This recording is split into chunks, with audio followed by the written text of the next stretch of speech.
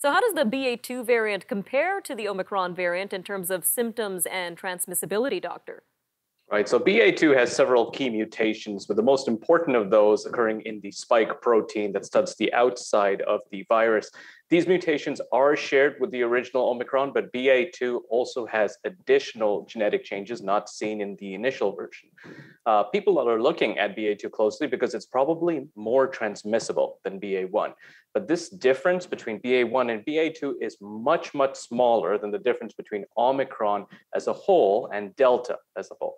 So some good news here is that the evidence so far suggests that infection with one of the Omicrons seems to provide protection against the other Omicron lineages and variants.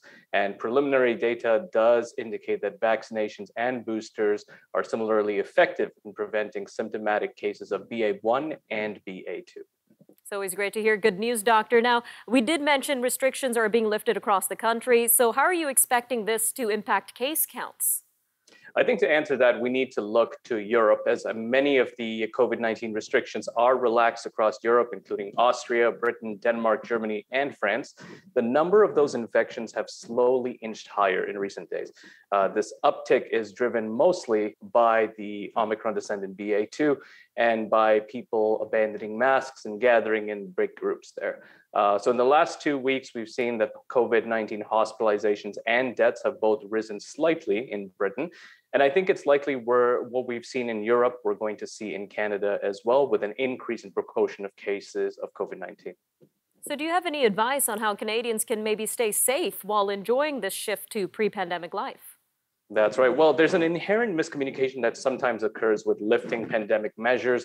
People do believe that as pandemic measures are lifted, it means COVID-19 is gone. But as restrictions continue to be lifted, it's important to keep in mind that COVID-19 isn't gone. It's still very much present and can still be dangerous for at-risk individuals. So that means looking at activities that might be high risk, such as large gatherings, and taking appropriate evidence-based measures like still hand washing frequently and wearing masks when needed. And it also means keeping distance from friends and family who might be exhibiting COVID-19 symptoms.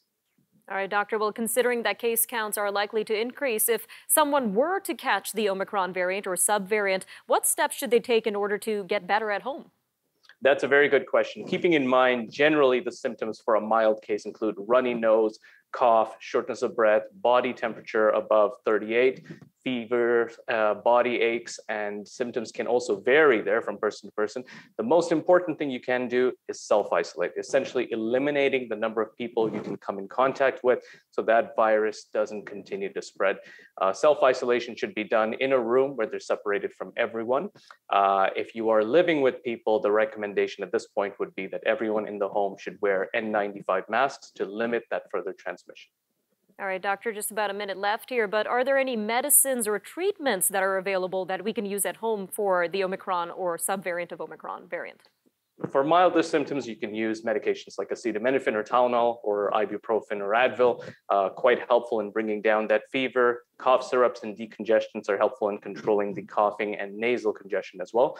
Overall, plenty of fluids and healthy foods are very important to keep hydrated as well as to keep your energy up. All right, doctor, and what kinds of symptoms should people look out for in case they might need to go to the hospital?